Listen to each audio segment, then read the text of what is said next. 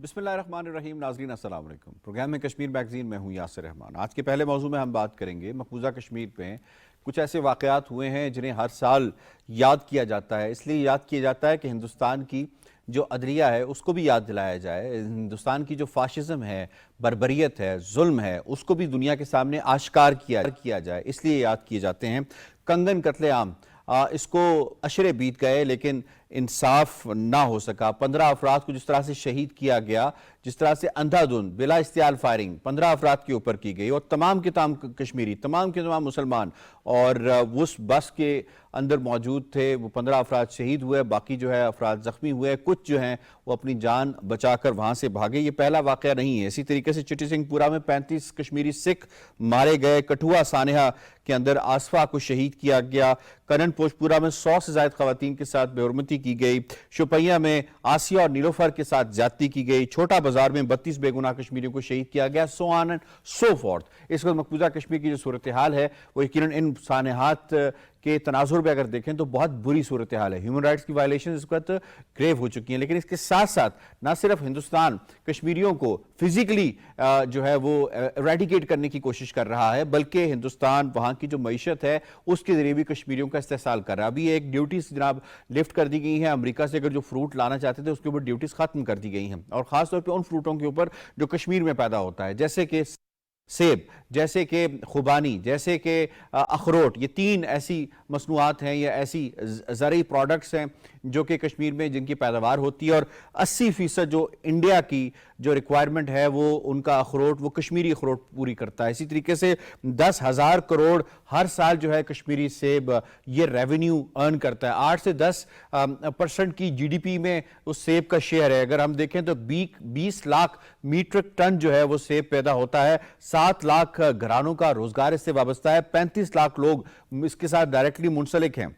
India میں 80% ہے، جیسے میں نے پہلے بتایا، وہ اخروٹ جو ہے وہ ایکسپورٹ ہوتا ہے مقبوضہ کشمیر کے اندر سے. اگر اتنی بڑی تعداد کے اندر کشمیریوں کو اب جو ہے وہ دیوار کے ساتھ لگانے کی کوشش کی جا رہی ہے، ان کا جو ہارٹی کلچر ہے اس کو تباہ کر کے، اس پر ذرا بات کریں گے. اور بڑے زبردست پینل نے آج ہمیں اس پر بات کرنے کے لیے جوائن کیا ہے. ہندوستان ایک ڈائمنشن نہیں، کئی ڈائمنشنز کے اوپر کشمیریوں کو دبانے کی کوشش کر رہا ہے. آج ہمیں اسٹوڈیوز میں اس حوالے سے جوائن کیا ڈاکٹر مجاہد گیلانی صاحب نے، سینئر حریت رہنما. سر آپ نے بہت بہت شکریہ وقت دیا ہمیں. ڈاکٹر ماریہ سلطان صاحبہ نے ہمیں جوائن کیا ٹیلی فون لائن کے ذریعے، کسی تعارف کے محتاج نہیں ہیں، نامور تجزیہ کار ہیں. ڈاکٹر صاحبہ بہت بہت شکریہ، آپ نے ہمیں وقت دیا ہے. شارٹلی ہمیں بریگیڈیئر ریٹائرڈ وقار صاحب بھی جوائن کریں گے. اس سے پہلے سوالوں کا آغاز کیا جائے، یہ رپورٹ شامل کرتے ہیں. بھارتی مقبوضہ جموں و کشمیر ایک دلکش خطہ جو اپنی دلکش خوبصورتی کے لیے جانا جاتا ہے، اپنے قدرتی مناظر کے پیچھے ظلم و بربریت کی ایک داستان چھپائے ہوئے ہے. برسوں پہلے ایک ہولناک واقعے نے اس خطے کو ہلا کر رکھ دیا. کئی خاندانوں نے اپنے پیاروں کو کھو دیا اور انصاف ایک خواب بن کے رہ گیا. بھارتی جارحیت کے باوجود مقبوضہ کشمیر کے لوگ بھارتی فوج کے سامنے ایک مضبوط چٹان کی طرح ہیں. وہ انصاف اور بھارتی ظالمانہ پالیسیوں کے خلاف اپنا احتجاج جاری رکھے ہوئے ہیں. بین الاقوامی برادری مقبوضہ کشمیر میں ہونے والے بھارتی ظلم و ستم پر گہری تشویش کا اظہار کرتے اکثر نظر آتی ہے. بھارتی حکومت کے وحشیانہ اقدامات کے ساتھ ساتھ انصاف کے مطالبات دنیا بھر میں گونج رہے ہیں. مشکلات کا سامنا کرتے کشمیری ایک دوسرے کے ساتھ مضبوطی سے کھڑے ہیں. انصاف کی تلاش اور بھارتی حکومت کی بربریت کے خلاف ان کا حوصلہ قابل تحسین ہے. اس سب کے باوجود ایک سوال باقی ہے: کیا بھارتی ظلم و ستم سے متاثرہ اس علاقے میں کبھی انصاف آئے گا؟ مقبوضہ جموں و کشمیر کا مستقبل انصاف کے ترازو میں لٹکا ہوا ہے. لیکن ایک بات واضح ہے کہ جب تک انصاف نہیں ہوتا، نہتے کشمیریوں کی آواز کو خاموش نہیں کرایا جا سکتا. جی، رپورٹ آپ نے ملاحظہ کی. بات انصاف کے حوالے سے ہو رہی تھی. میں ڈاکٹر ماریہ سلطان صاحبہ اس میں آپ کو شامل کروں گا. یہ فرمائیے گا کب انصاف ملے گا کنگن قتل عام کے جو متاثرین ہیں ان کو؟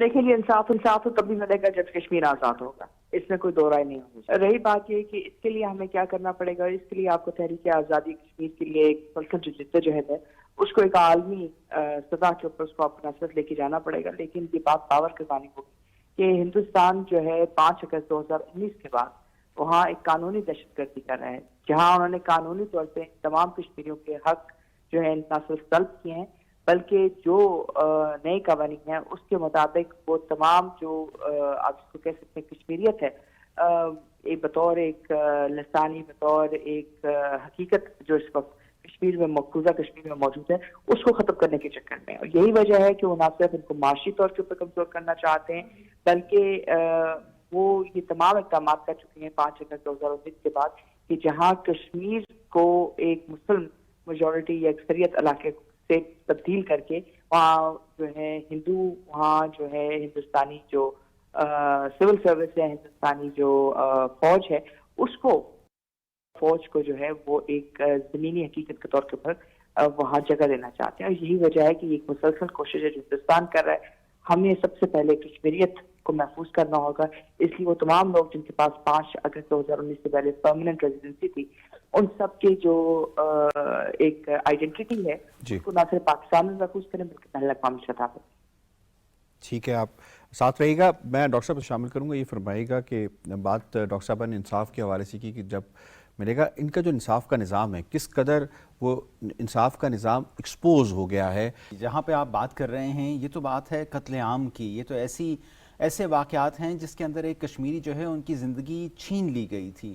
کئی دفعہ جو ہے جس طرح سوپور کا میسیکر ہے یا باقی تمام میسیکرز ہیں، اس میں دکانوں کو آگ لگا دی گئی، گھروں کو جلا دیا گیا، لیکن ساتھ ہی ساتھ آپ نے جو ذکر کیا ہے کچھ ایسے واقعات کا جس کے اندر rape as a weapon of war بھی استعمال کیا گیا ہے۔ کنن پشپورہ کی ہم بات کرتے ہیں، اس کے علاوہ باقی تمام کچھ ایسی ایگزامپلز ہیں جس کے اندر آج بھی وکٹمز جو ہیں وہ حیات ہیں، وہ زندہ ہیں، لیکن اس کے باوجود جو بھارتی عدلیہ کا نظام ہے ہمیں نظر آتا ہے کہ بالکل جس طرح سے ایک RSS کے گنڈے یا جو سیفرنائزیشن ہمیں وہاں سڑکوں پہ نظر آتی ہے، وہیں سیفرنائزیشن ہمیں وہاں کی عدلیہ میں بھی نظر آتی ہے۔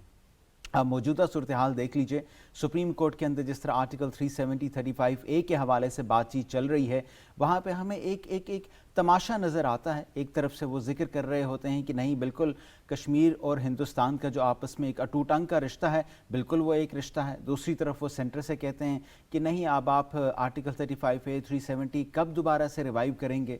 یہ ایک ایسی حقائق ہیں جو ہم کشمیریوں کو بالخصوص اس بات کا اندازہ ہے کہ وہ چاہے کوئی بھی کیس ہو، وہ چاہے مقبول بٹ کا کیس ہو، افضل گرو کا کیس ہو، وہ چاہے ڈاکٹر قاسم فختو کا کیس ہو، کبھی بھی کسی بھی کشمیری کو بھارتی عدلیہ سے انصاف کی امید کرنا ممکن ہی نہیں ہے۔ ٹھیک، ڈاکٹر صاحب آپ کو اس میں شامل کرتا ہوں۔ یہ فرمائیے گا کہ خاص طور پہ ہم نے دیکھا کہ ایک ٹریجیکٹری نظر آ 2019 کے بعد سے، بالخصوص 5 اگست کے بعد سے، یہ جو کشمیریوں کی اکانومی ہے یہ بہت حد تک ڈیپینڈنٹ ہے ان کے ایگریکلچر، ہارٹیکلچر کے اوپر، اور 25 to 30 بلین ڈالرز کی ٹوٹل اکانومی ہے، جس کا ایک اندازے کے مطابق 1/4 جو حصہ ہے وہ تباہ ہو چکا ہے، ختم ہو چکا ہے۔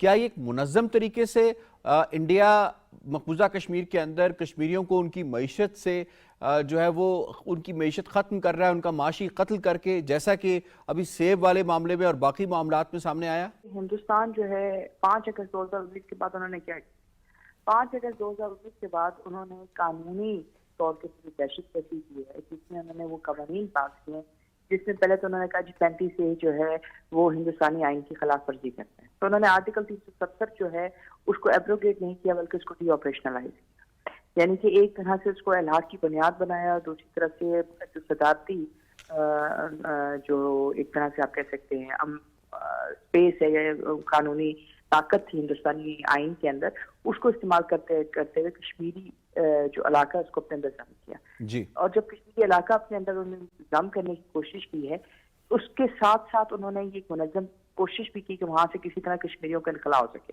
لیکن ظاہر ہے جب پاکستان نے اس پہ بات کی، کشمیریوں نے اس کو ڈٹ کا مقابلہ کیا، انہوں نے وہاں گورنر جنرل جو ہے دوبارہ وہاں راج جو ہے ایک طرح سے دوبارہ لگا دیا، پھر انہوں نے ڈسٹرکٹ ایڈمنسٹریشن کو چینج کیا، پھر انہوں نے کہا کہ یہاں جو کشمیری ہیں یہ کیونکہ اب ہندوستان کا حصہ ہے، آئین کے متاثر سے تصادم میں ہیں، تو اس لیے اب ہم یہاں ہندوستانی جو فوج ہے اس کو بھی ہم سینک یعنی کہ ان کو بھی ہم جگہ دیں گے کہ وہ یہاں رہ سکیں۔ پھر انہوں نے کہا کہ اس سے بھی بات نہیں بن رہی، انہوں نے 365 دن تو ایک چھوٹی سی بات ہے، ابھی تو ہمارے پاس یہ 2019 سے لے کے جو ہے اس وقت ہم 2023 میں ہیں، 5 سالوں سے وہاں آپ مسلسل کرفیو لگا رہے ہیں، آپ لوگوں ان کی معیشت ختم کریں، پھر انہوں نے بچے اٹھائے، پھر انہوں نے ہر طرح کے کام کیے، تو اب اس کے بعد جو چیز ان کی سمجھ میں آئی ہے کہ جب تک یہاں سے اقتصادی طور پہ ہم کشمیریوں کی کہ اقتصادی کمر کو کمزور نہیں کریں گے تو تب تک شاید یہاں سے کشمیریوں کا انخلا نہ ہو سکے. اور یہی چیز ہے جو اس وقت ہندوستان اپنی ان تمام پالیسیز کے ذریعے, ان تمام جو ہے نا اقتصادی انڈر لائن جو کانسیپٹس ہیں ان کے ذریعے جو کرنے کی کوشش کر رہا ہے. اس کا بنیادی مقصد یہ ہے کہ کشمیری جو ہے ہندوستان کے اندر مقبوضہ کشمیر سے وہاں سے ایک طرح سے دربدر ہو جائیں اور وہ وہاں سے وہ علاقہ چھوڑ کے چلے. یہ فرمائی گا کہ اوور دا گراؤنڈ ورکرز کہہ کے انہوں نے ہزاروں ملازمین کو فارغ کیا. اسی طریقے سے ان کی زمینیں جو ہیں بینکس کے ذریعے جو مارٹگیج تھیں وہ مارٹگیج انہوں نے ریلیز نہیں کی بلکہ وہ زمینوں کے اوپر قبضہ کر لیا. سینک کے حوالے سے جس طرح ڈاکٹر صاحب نے فرمایا اب سیب کی جو فصل ہے اس کے اوپر جو بات کی جا رہی ہے, اس طرح اڈانی اور امبانی کے سٹورز کو وہاں پہ کھولا جا رہا ہے. کیا یہ منظم طریقے سے سب کچھ ہو رہا ہے؟ 5-6 ڈومین میں یہ استحصال ہو رہا ہے. مینلی ٹریفک انجینئرنگ, اس کے بعد کارٹوگرافک وار ہے جس میں کے اوپر اٹیک ہے, لا فیئر ہے, اکنامک آسٹرائزیشن ہے, سٹیگمیٹائزیشن ہے ان کی کشمیری لوگوں کی, اور پھر ملٹرائزیشن ہے جس کے اندر ہر 7 کشمیریوں پہ ایک سولجر ہے. آئی تھنک شاید فلسطین سے بھی زیادہ اسرائیل. اور ماڈل زائنسٹ ماڈل یا نازی ماڈل ہے جو جرمن نے یوز کے ساتھ کیا اور جو ابھی زائنسٹ کر رہے ہیں فلسطینیوں کے ساتھ, کہ ہر طریقے سے ان کا ناطقہ بند کیا جائے, فیئر کی فضا قائم کی جائے, اور اس دوران جو دنیا کو بتایا جائے کہ اٹس آل نارمل. لائک ابھی جو مس ورلڈ پیجنٹ کے لیے آئی تھنک انہوں نے ایک ایونٹ شاید وہ ہولڈ کرنا چاہتے ہیں, اور مس ورلڈ پیجنٹ کو بھی شرم نہیں آتی کہ یہاں پہ جتنا استحصال ہوا انسانیت کا خواتین. And there is a need to launch a campaign against اور for information of Miss World pageant کہ آپ لوگ بالکل غلط کر رہے ہیں, ایک ڈسپیوٹڈ ایریا ہے. سو آئی تھنک اس پہ کام بھی کرنے کی ضرورت ہے, اور in terms of targeting of Muslim population ہے, اور ایک مسلم میجورٹی پولیٹیکلی بھی ہے. اگر آپ دیکھیں ابھی جس طرح جموں کی سیٹیں بڑھائی گئی ہیں تو they want to bring Hindu chief minister, اور اس کے اندر جو پرانی لیڈرشپ اس کو بھی سائڈ سے کر کے شاید یہ ایک مڈ لیول کی لیڈرشپ لے کے آئیں گے. سو آل ٹولڈ ملٹی پرونگ اسٹریٹجی آپ کہہ رہے ہیں جس کو فالو کیا جا رہا ہے. ساتھ رہے گا سر, مجھے اگلے موضوع کی جانب جانا ہے. اگلے موضوع میں ہم بات کریں گے خان کے حوالے سے. خالصتان اب ہندوستان کے گلے کی وہ ہڈی بن چکا ہے, جو نہ وہ نگل پا رہا ہے نہ وہ تھوک پا رہا ہے. اب سلسلہ یہ ہو چکا ہے کہ ہندوستان کی جو سفارتی محاذ ہے اس پہ اتنی ناکامی ہوئی کہ جو پرائم منسٹر مودی ہے اس کو اس کے اندر کودنا پڑا, اور اسے درخواست کرنی پڑی جسٹن ٹروڈو سے جو کہ کینیڈا کے وزیر اعظم ہیں کہ خدارا آپ ان سے ہماری جان چھڑا دیں, کسی طریقے سے ان کو خاموش کرا دیں. جبکہ جسٹن ٹروڈو نے اس حوالے سے کیا کہا آپ کو یہ دکھا دیتے ہیں. Over the years with Prime Minister Modi, we've had many conversations on both of those issues. Obviously, Canada will always defend freedom of expression, freedom of conscience, freedom of peaceful protest. That's something that's extremely important to us. جی doctor Maria, یہ فرمائیے گا کہ کتنی جو ہے diplomatically کتنی بڑی ناکامی ہے ہندوستان کی کہ ان کی تمام ڈپلومیٹک ایفرٹس ناکام ہو چکی ہیں. اب ان کے چیف ایگزیکٹو کو بات کرنی پڑی اور اس کا بھی جواب جو ہے وہ جسٹن ٹروڈو کی جانب سے آ گیا. کتنی بڑی ناکامی ہے کہ 6 فار جسٹس کو یہ روک نہیں سکے اس ریفرینڈم کو. دیکھیں یہ اس بات کی عکاسی کرتی ہے کہ ٹھیک ہے آپ کی اس وقت امریکہ کے ساتھ تعلقات ضرور ہیں, اس وقت آپ کو بین الاقوامی طور پہ بڑی جو ہے محنت کی جا رہی ہے G20 کے جیسے اجلاس میں ہندوستان کے اندر ہندوستان کو بین الاقوامی سطح پہ ایک بہت بڑی طاقت کے طور پہ دکھایا جائے, ایک بہت بڑی سفارتی طاقت کے طور پہ مختلف چیزوں میں دکھایا جائے. لیکن حقیقت یہ کہ جب تک آپ بنیادی چیزوں کے اوپر درست نہیں ہیں تو یہ ممکن نہیں ہے آج کے دور میں کہ ہر آپ کے جھوٹ پہ, ہر آپ کی ناانصافی کے اوپر دنیا آپ کے ساتھ کھڑی ہوئی تھی. لوگ گائے بگائے اور لیڈران بھی بین الاقوامی سطح کے اوپر آپ کو نہ صرف اس کی ذمہ دار ٹھہرائیں گے, لیکن ایک وقت آئے گا جہاں آپ کو تمام چیزوں کے لیے جواب دہ ہونا ہوگا, نہ صرف بین الاقوامی سطح پہ بھی بلکہ اندرونی طور پہ. اس وقت ہندوستان اور امریکہ کے تعلقات کیونکہ بہت قریب ہیں اور وہ ایک دوسرے کو جو ہے اپنا حامی و ناصر سمجھتے ہیں, ظاہر ہے یہی وجہ ہے کہ اس وقت وہ اس پریشر سے باہر ہیں. لیکن یہ وقت ضرور آئے گا جب کشمیری جدوجہد نہ صرف اپنی تکمیل پر پہنچے گی لیکن کشمیر آزاد ہوگا. جو خالصتان کا معاملہ ہے لگتا ہے ایسے کہ یہ انسٹاپیبل ہو گیا ہے انڈیا کے لیے. انڈیا نے تمام حربے استعمال کر کے دیکھ لیا, اپنے وزیر اعظم کو بھی لانچ کر کے دیکھ لیا, انہوں نے جتنے بھی فورمز تھے ان کو ایکسرسائز کر کے دیکھ لیا. کیا اب اس کو روکنا ممکن ہے انڈیا کے لیے؟ جی بالکل. دیکھیں یہ بات بہت اہم ہے کہ آپ ڈپلومیٹکلی یا انٹرنیشنل لیول پہ کس طرح سے پلے کر رہے ہیں, اور اگر آپ بات کرتے ہیں سکھوں کی، جس طرح سے انہوں نے پوری دنیا میں، کوئی صرف ایک کینیڈا کی ہم بات نہیں کرتے بلکہ پوری دنیا کے مختلف شہروں کے اندر جس طرح ایک ریفرینڈم وہاں پہ انعقاد ہوتا رہا ہے، وہاں پہ انہوں نے پوری دنیا کو شو کیا کہ سکھ آخر چاہتے کیا ہیں. اور سکھوں کی آزادی کی بات صرف اور صرف اسٹیم اس طرح نہیں کرتی کہ آپ ایک ریفرینڈم کرا رہے ہیں، بلکہ ہمیں یہ بھی نظر آتا ہے کہ آن گراؤنڈ سکھ اس حوالے سے کافی زیادہ ایکٹیو بھی ہیں. وہی چیز کہ آپ ڈاکیومنٹیشن کرتے ہیں، آپ ڈوسیز پریپیئر کرتے ہیں. اب کچھ عرصہ پہلے آپ دیکھیے کہ جس طرح سے انہوں نے امرت پال کو وہاں پہ اریسٹ کیا ہے، اور اس کے بعد سے ایک قتل عام کا ایک سلسلہ چلتا رہا. ہردیپ سنگھ نجار کی بات ہم کرتے ہیں. جی یہ وہی علاقہ ہے جہاں پہ اس کو قتل کیا گیا، جہاں پہ یہ ریفرینڈم ہوا سنڈے کو سرے میں برٹش کولمبیا کے اندر. بالکل. پھر اس کے ساتھ اوتار سنگھ کھنڈا کی بات کرتے ہیں.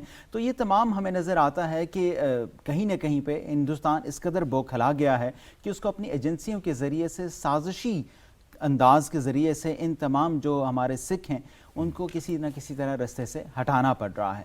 تو ایک لحاظ سے واقعتاً یہ بات درست ہے کہ جب دشمن بوکھلا جائے تو پھر آپ یہ سمجھ لیں کہ آپ کی جو منزل ہے وہ قریب سے قریب تر ہو جا رہی ہے. بالکل ٹھیک ہے. اور ڈاکٹر صاحبہ اس پہ اگر آپ کو انوالو کریں، یہ فرمائیے گا کہ انڈین میڈیا کا جو کردار رہا ہے سارے ایشو کے اندر، جس میں انہوں نے کشمیریوں کو بھی ایک مانسٹر کے طور پہ پیش کیا، سکھوں کے حوالے سے بھی ان کا ایک بیانیہ رہا ہے، کس قدر انڈین میڈیا کی سبکی ہوئی ہے انٹرنیشنل میڈیا کے سامنے؟ جو چیز نظر آ رہی ہے وہ یہی ہے کہ ہندوستان کے اندر کوئی چیز آزاد میڈیا کے نام پر موجود نہیں ہے، کوئی چیز کریڈیبل میڈیا کے نام کے اوپر موجود نہیں ہے. یہ ایک سیفران میڈیا ہے، یعنی کہ جو ہندوتوا کی آئیڈیالوجی اور ہندو جو دہا پسند سوچ ہے اس کی عکاسی کر رہا ہے. اس کی بنیادی وجہ یہ ہے کہ وہی لوگ جو اس وقت بی جے پی کے ممبرز ہیں، وہی لوگ اس وقت ہندوستانی میڈیا کے جو ہیں بیسک فائنینسرز ہیں.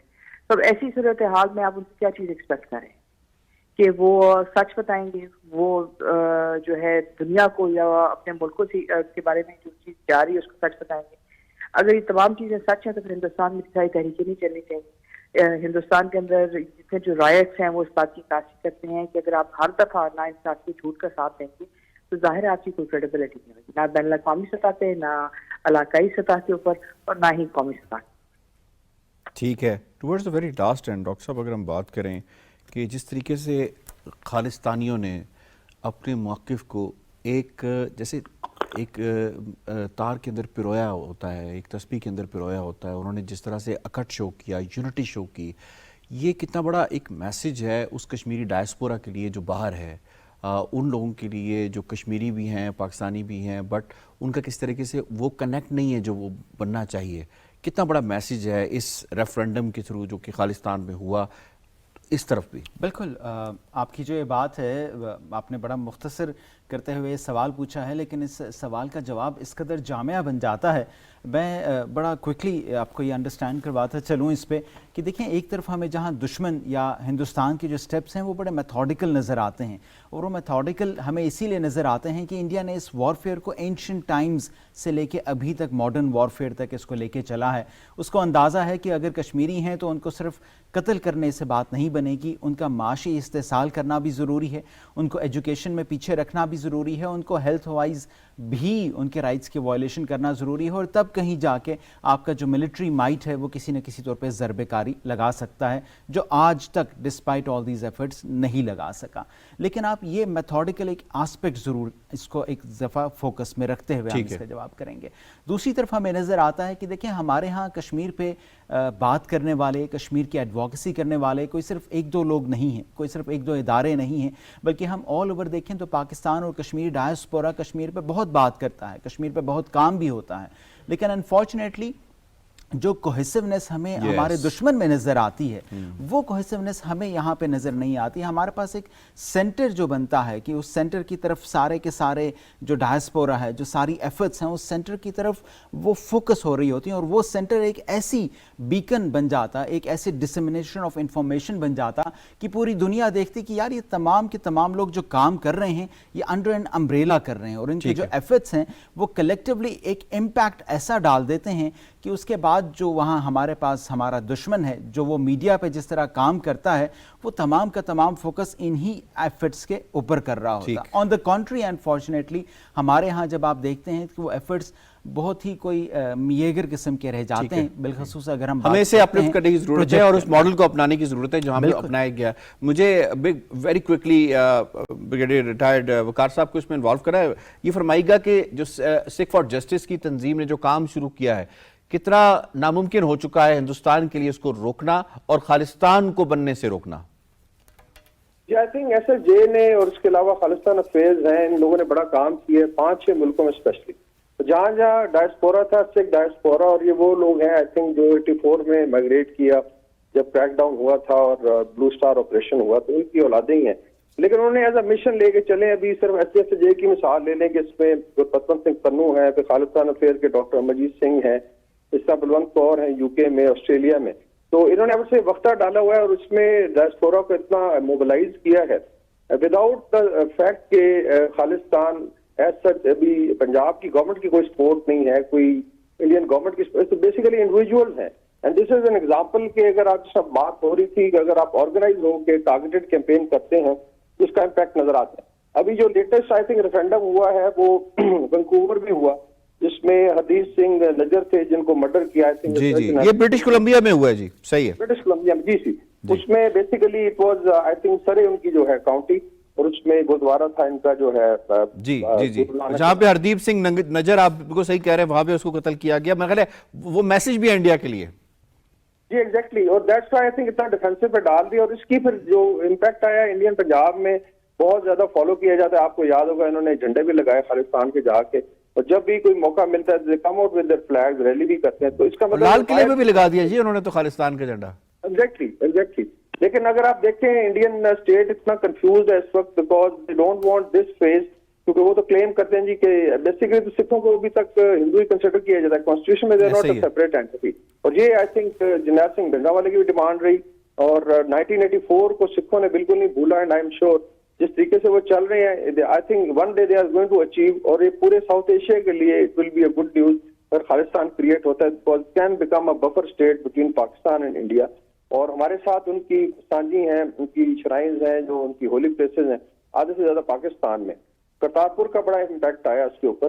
تو I think there is lot of pressure on Modi and R S S, اور ود ان پنجاب بھی انشاءاللہ ویو اٹھے گی. بہت اہم کام کر سکتا ہے. بالکل سر, آپ کا پوائنٹ آ گیا. ہیو ٹو وائنڈ اپ. مجھے شکریہ ادا کرنا ہے ڈاکٹر مجاہد گیلانی صاحب کا, ڈاکٹر ماریہ سلطان صاحبہ کا, اور بریگیڈیئر ریٹائرڈ وقار حسن صاحب کا. آج کے دونوں موضوعات کو بڑے زبردست طریقے سے آپ نے جناب سمیٹا ہے. پروگرام کشمیر میگزین سے اتنا ہی. یاسر رحمان کو دیجیے اجازت. اللہ نگہبان.